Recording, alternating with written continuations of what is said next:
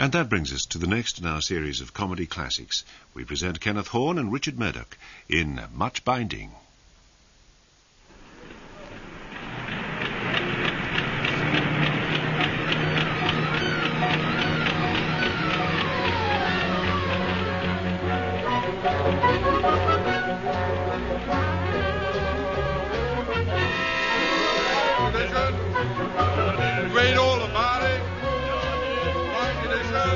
Stop press! We stop the roar of the mighty presses to invite you to meet the members of the Weekly Bind newspaper. The members of its staff are Richard Murdoch, Kenneth Horne, Sam Coster, Maurice Denham, Dora Bryan, the BBC Men's Chorus, Chorus Master Leslie Woodgate, and the BBC Variety Orchestra, conducted by Paul Feneley.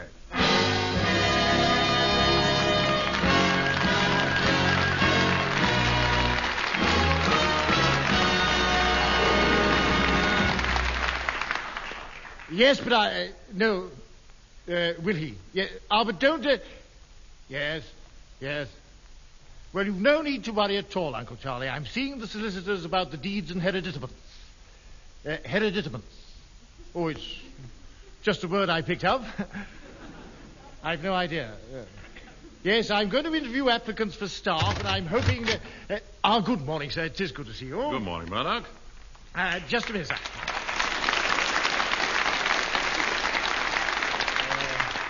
I'm on the phone. Do sit down with him. No, not you, Uncle Charlie. Mr. Horne's just come in and... No, sir, not on that chair. It's not very... Don't worry about me, Murdoch. You just... I wasn't going to, sir. You try that chair. Thank you, Murdoch. It'd be nice to get the weight off my... Oh! So sorry, sir. That's the chair that's not very... It's got a weak leg. No, not you, Uncle Charlie. I'm afraid we'll have to get a new chair. Because... 2 new chairs. Anyhow, you haven't anything to worry about, Uncle Charlie. Before long, the news in our paper will be so hot that the fish and chip shops will be using it instead of deep fat. Goodbye.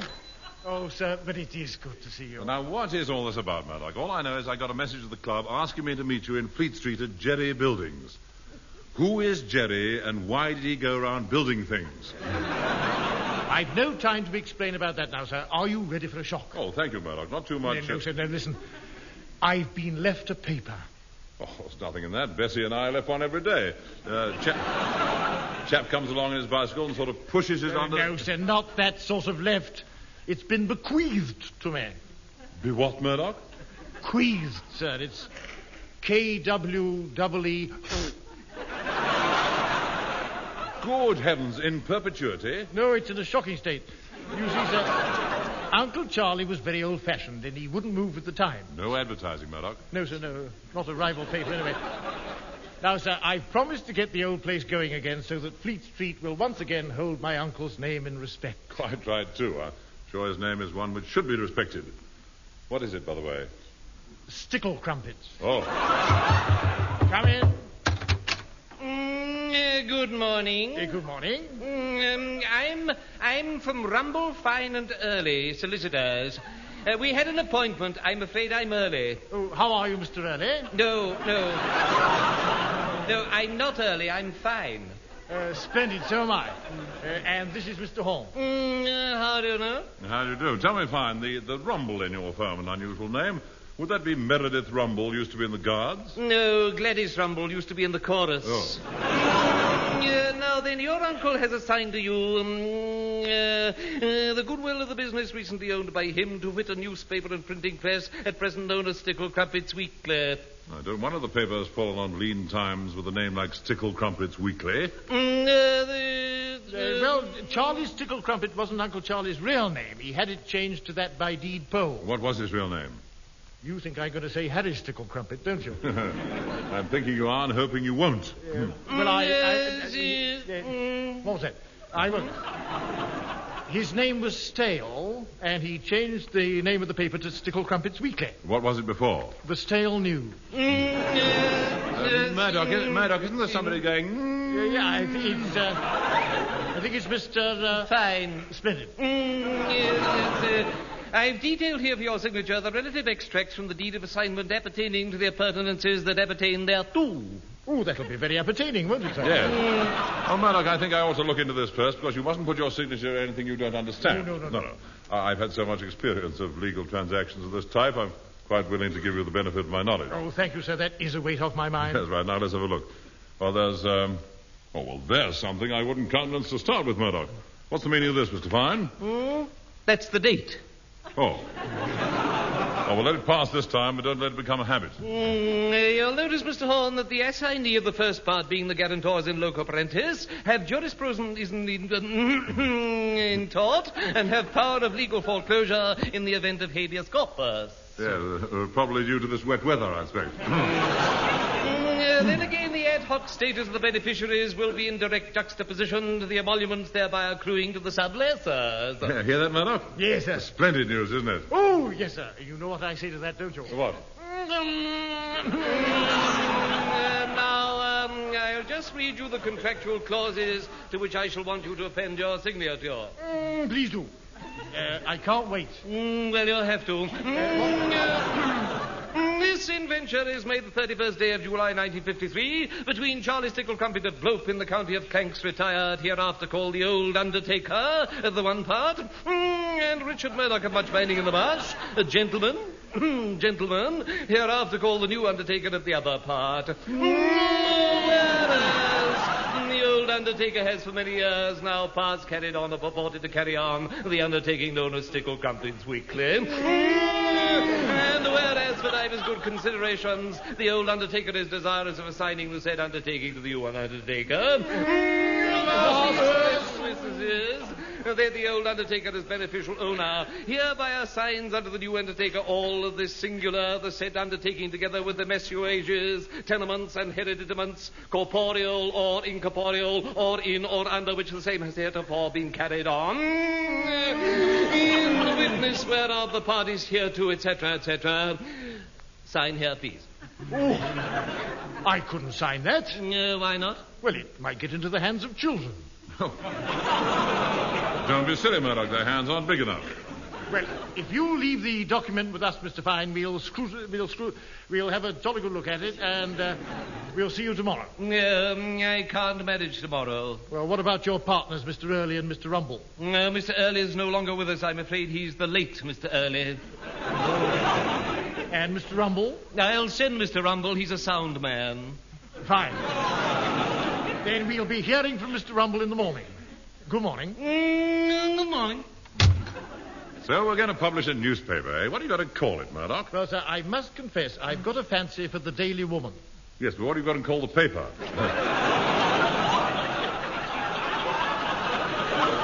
You must have something to catch the eye. Catch the eye. Well, how about the Umbrella Spook? No.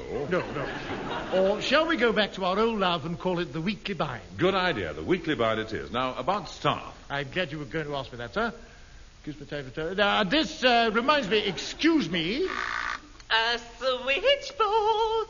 Morning, Miss Klingbein. How are you this morning? Oh, me.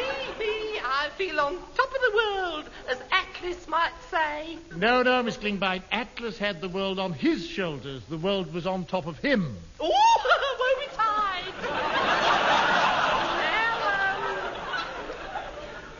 Now, sir, dear, what can I do you for? Well, I'm expecting a few applicants for jobs. Send them in when they arrive, will you? I'll do that very thing. Cheerio, eyes, dear, No, sir.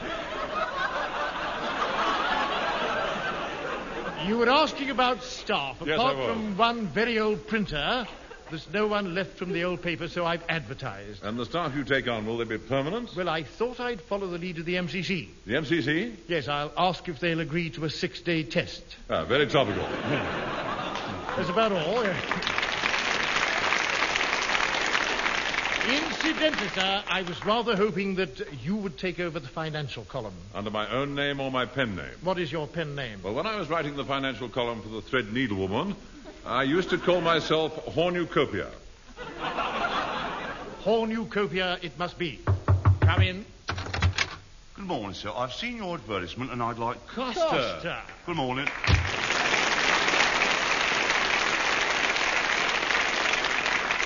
Costa, come back at once. Why did you rush out like that? Well, I saw an advertisement for a newspaper, man, and it read, good position, good prospects, and good wages. Now I've seen who it's for. All I can say is, good afternoon. Costa, don't be silly. Come back, Costa. Well, if you insist, I can just spare you a loose 5 minutes. That's better. Now, Costa, tell us what you've been doing. Well, I've done a variety of jobs. I was potman at the Coach and Horses. Then I was a page at the Abbey. Good heavens, for the coronation. No, at the Abbey Hotel, Battersea. Then I was senior English master at Eton College, but they got rid of me after a brief spell. Why was that? I spelled it B-R-E-E-F. Oh, that's bad. Like, what did you do then? Well, the President of France asked me to try and make a cabinet, but the handles kept falling off. Then I climbed Everest one afternoon, and then I designed a car that lapped 200 miles an hour at Silverstone, running on lime juice and marinated sardine oil. Costa. All right, so I'm a liar. You still living at Croydon, between Croydon and Penge? No, we've moved. We're living at Chutney now. Where's that, between Chiswick and Putney? No, just outside Stoke Newington. Well, now, Costa, here's the setup. Mr. Murdoch's been left a paper. Well, Emily and I left one every day. A bloke comes along on his bike, he just... Costa, we've done all that. And much better, too. Oh. We're going to print a newspaper. Now, when you start working for us... who said I'm going to work for you? We did. Oh, well, that's different. What sort of a job would you like to do? Well, I'd like to be a bathing beauty competition photographer. Oh, Murdoch, you did promise me that... Never mind, sir. You can do the touching up. Come in. Oh, it's the printer, Mr. Bubble. Mr. Who, Murdoch? We call him Mr. Bubble, sir. He's the old printer I was telling you about. Why do you call him Bubble? You'll find out. Morning, Mr. Bubble. What can I do for you? Morning, sir. Miss Klimbine says there's a girl waiting to see you. Oh, really? Has she come for a job? Well, I think it's probable. What's she like? Well, she looks quite passable. See what I mean, sir? Yeah. By the way, this is Mr. Costa. You two will be working together. Oh, well, that'll be very enjoyable. I'm sure Mr. Costa will find me quite amenable. Splendid. Hear that, Costa? Yes, you can knock me down with a feather bubble. Well, send her in, Mr. Bubble, and take Mr. Costa and show him your printing press. Oh, very good, sir. Hey, what's this press of yours like, Mr. Bubble? Oh, you wait till you see it. It's indescribable. Mind you, it's very hard to work. Oh, that won't worry me. I'm indefatigable. Murdoch, this girl is waiting to see you. What sort of job will she be looking for? I advertised for a sort of receptionist come typist come... Lasses and lads? No, sir, no. Come in.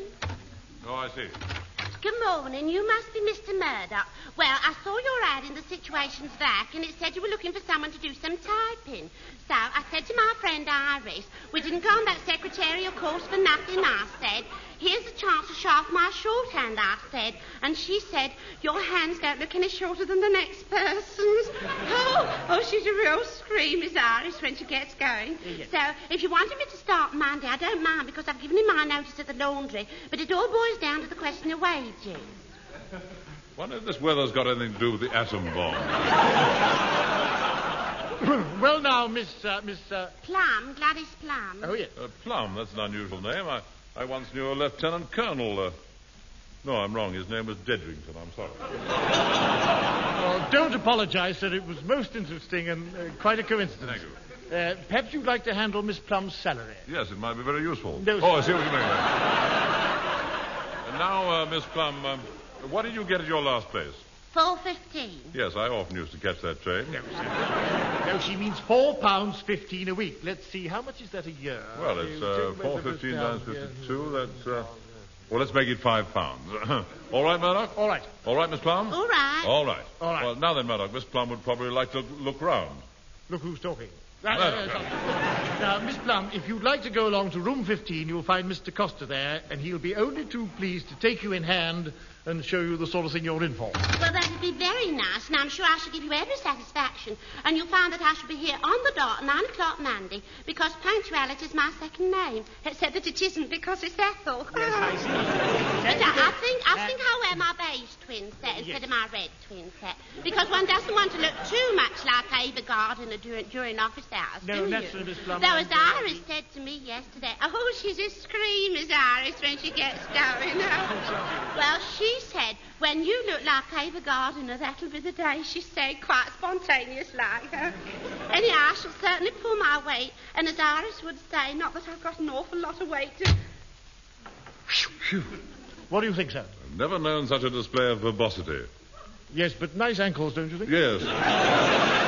Now, we'll just give the verbosity time to get out of earshot, and then we'll take you over the premises. In fact, the whole thing premises to be very... Careful, Murdoch. Yes. Now, before you open the door, make quite certain that... And as Iris said to me, she's ever so quick as Iris, she said... It's all right, sir. The coast's clear now. Splendid.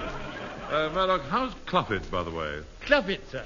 Oh, in smashing form, you'll be glad to hear. Oh, I am. Good old Cluffit. I say, Murdoch, there's a lot of offices. Surely you're not going to use all these? Well, no, sir. I've let one or two. That one there, for instance. Yes? No, not that one, sir. That's this next one here, I've let it to the BBC. Who? The BBC. Oh, well. They hold announcers' classes in it. Announcers' classes? Yes, an instructor teaches the announcers how to announce and what to say in an emergency. Should we just... Do let. Yes. Might have been said with a little more feeling. Now, let us try announcer standby number 4. All together now. 1, 2, 3, go. The program which was recorded was a recorded repeat of last Wednesday's recorded program. Excellent. Now for announcer standby number 5. A very important one, this. Ready? 1, 2, 3, go. You've been listening to These Were the Does. I'm sorry, I'll repeat that. No. More cough. Listen. You've been listening to These Were the Does. I'm sorry, I'll repeat that. Understand? Yes, I see what you mean. Once more, please, and this time with more cough. 1, 2, 3, go. You've been listening to These Were the Does. I'll repeat that. Splendid. Now let's turn to... By Jove, sir, that's most impressive. They're bound to find another Hibbard among them. Yes, I expect one of them will become known as the BBC's Great Snag. More than likely. Now, this next office here, sir, I've let to the headliners' choir, and I think if we're lucky, we might just be in time to hear.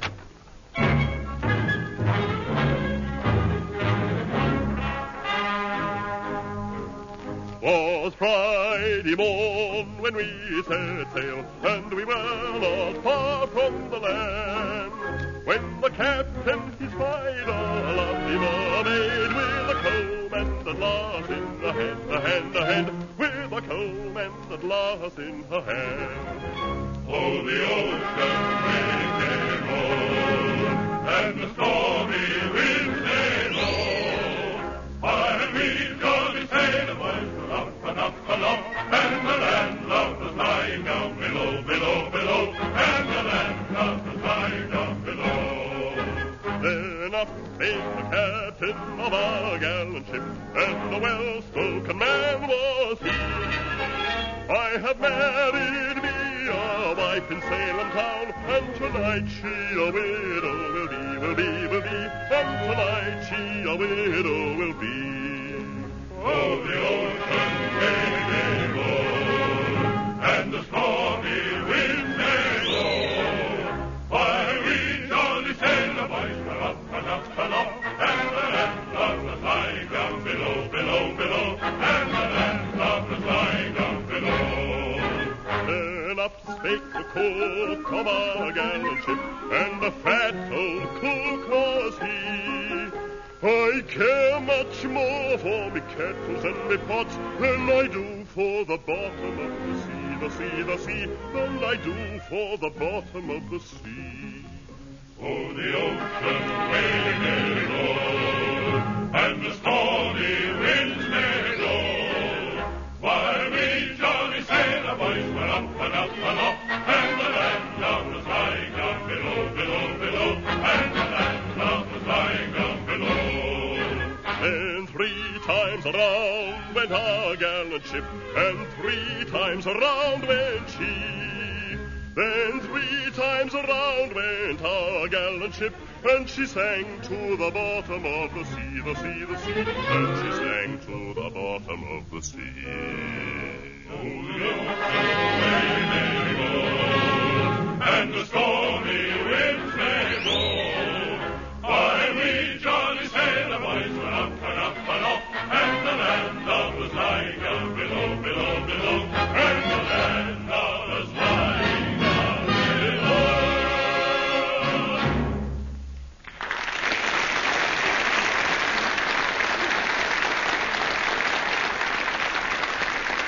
Well, now, as I understand it, Miss Plump, Mr. Murdoch's been left this business. He's going to bring out a newspaper called The Weekly Bind. The first edition will be next week, and this is what he's trying to lumber me with.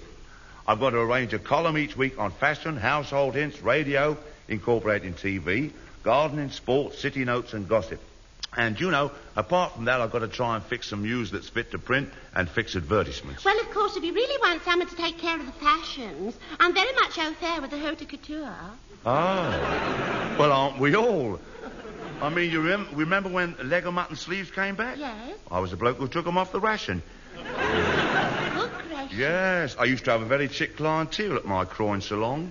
Oh, I'm sure you did. What did you call your place? Well, I copied the name from a very smart shop I saw in Bond Street called Ici on Paul Francaise. I think that's French for families waited on daily. Yes, I suppose it must. Yes, mind you, the fashion reporting business is not really up my alley at all. I've just been glancing through this copy of Monthly Modes. I mean, listen to this. At glorious Goodwood, Lady Gabriel Gossage was gracefully gowned in grey-green grosgrain. I mean, all they used to say about my salon in the Croydon Advertiser was the most attractive model on show was an evening gown in hand-woven wire wool trimmed with coconut matting. Good gracious. Well, don't you worry, Mr. Costa. I'll look after the fashions and household hints columns for you. Oh, there you are, Miss Plum. I don't think you met Mr. Davenport, have you? Oh, the Dudley Davenport? No, his twin brother, Maurice Davenport from Denham. No, I don't think I have had the pleasure. Oh. How do you do? Oh, well, hello. And this is Sam Costa. Oh, no. Well, I shall overlook the but I certainly take exception to the I can't even do it. I say, sir, I am going to enjoy working here, you know. The whole place is absolutely lush and utterly cosmic, isn't it? Oh, it couldn't be more deliciously septic. What are you going to do here, Mr. Davenport? Oh, well, they've asked me to improve the circulation each week by doing a strip. Oh, be a bit chilly in the winter, won't it? No. As Iris said yesterday, oh, honestly, you'd die laughing at Iris. She said, people who live in glass houses should breathe on the windows when they get undressed. No, I mean a picture strip about the adventures of a handsome young detective called Dash Delaney. Here's a rough proof of the first episode, sir. Oh, by Jove, he's got a very fine physique, this Delaney, and the girl he's talking to is distinctly, isn't she, Murdoch? Oh, you took the words right out of my mouth, sir. Yes, and incidentally, there's some words coming out of her mouth. You mean in that bubble? That's the one, yes. Read it to us, Morris. Oh, right, sir. Well, Dash Delaney says, "What makes you think that your cousin is trying to murder you, Miss Dearlove?" And Deirdre Dearlove replies, "My suspicions were aroused when he asked me to dine and I found weed killer in my wine, a tarantula in my vol au vent, and 998 razor blades in my millefeuille." Good idea to make her say all that. It saves you having to draw anything in that bit, doesn't it? Yes, I'm not very good at drawing chandeliers.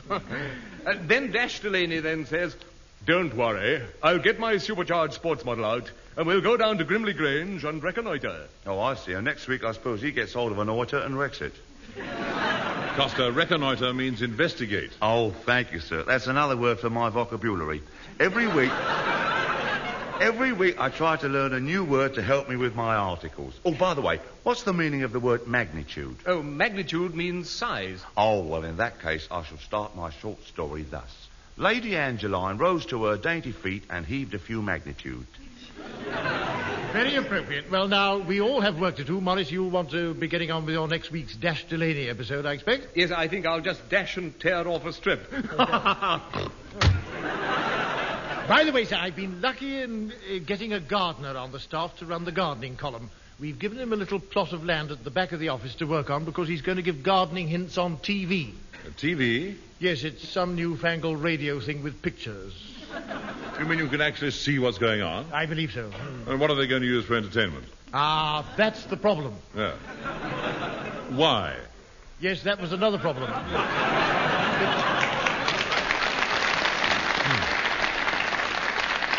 As I was saying, this gardening expert of ours, Mr. Mulch... Well, surely that's not his real name. No, it's his nom de plume. He's got a new idea about cultivation of soil. Apparently you spread the top of the ground with stuff called compost, which is made of rotting down practically anything you can think of. What do you mean, anything you can think of? Well, I can't think of anything at the moment, but come in. Oh, hello, Mr. Mulch. How are your beans coming on? They were all covered in black fly, but they're looking much better now. Really? They're covered in green fly. By the way, have you got an old left-handed Gladstone bag with a few hotel labels on it and preferably made out of stair carpet? I'm afraid not. Do you want it for your holidays? No, I want it for my compost heap. By the way, sir, I thought that each week I might write a paragraph called Pleasant Thought for Today. Sounds attractive. You've got a sample? Well, I thought something like this. An apple tree, a newborn calf, a thrush's egg, fresh laid, a brace of plover on the wing, a loaf that's cottage made, some kindling wood, a lettuce crisp, ripe peaches from the tree. What does it all add up to, pray? I make it 12 and 3.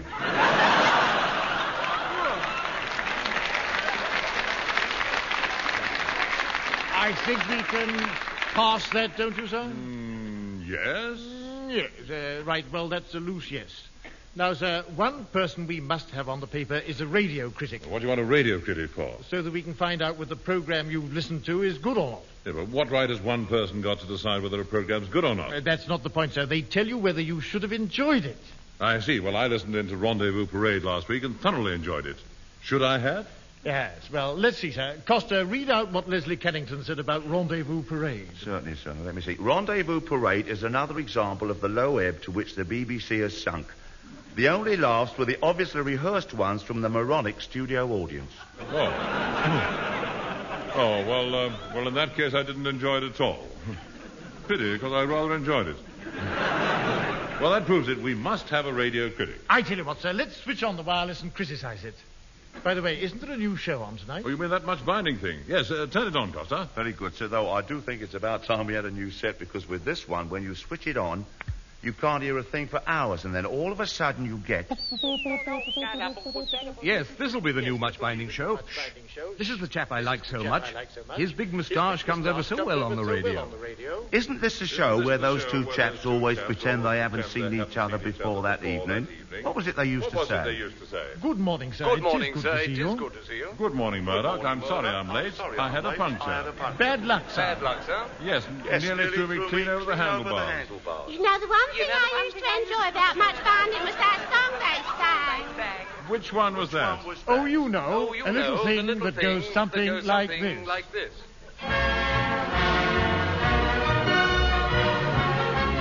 At Much-Binding-in-the-Marsh, our latest venture's caused a great sensation. Tiddling-pom-pom. At Much-Binding-in-the-Marsh, we are going to have a record circulation. We're up to date in journalism, never lag behind. We've got a staff that's really keen, and so we hope you'll find the paper will be interesting and not a weekly bind. At Much-Binding-in-the-Marsh. At Much-Binding-in-the-Marsh. At learning English cost us quite tenacious. At Much-Binding-in-the-Marsh. Sir, do you know the meaning of vexatious? That's really very obvious. Vexatious, sir, do you hear? Vexatious, yes, the Americans could make that very clear. Vexatious won the men's singles title at Wimbledon this year. At Much-Binding-in-the-Marsh. At Much-Binding-in-the-Marsh. We're told that ladies' skirts will get much shorter. At Much-Binding-in-the-Marsh. And soon they'll show a lot more than they oughta. In sunny Spain they must obey and cover up what's nice. But over here the weather we've been having will suffice to keep the skirts below the knees and garters free from ice. At Much-Binding-in-the-Marsh, last verse at Much-Binding-in-the-Marsh. In USA it seems in districts rural, At Much-Binding-in-the-Marsh, they've been reviving marriage in the plural. if Mr. Horne had been a Mormon, he'd most likely say, Now, not a word to Bessie, Flossie, Cynthia, or May. Euphemia, Clytemnestra, Agnes, Hyacinth, and May. At Much-Binding-in-the-Marsh, first edition. At Much-Binding-in-the-Marsh. Well, more can you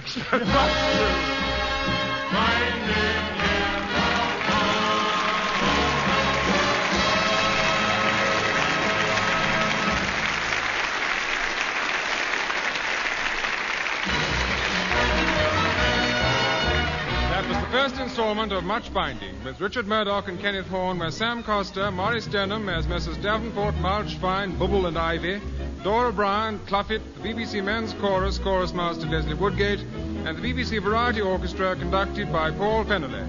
The script was by Richard Murdoch and Kenneth Horne, and the program was produced by Leslie Bridgemont.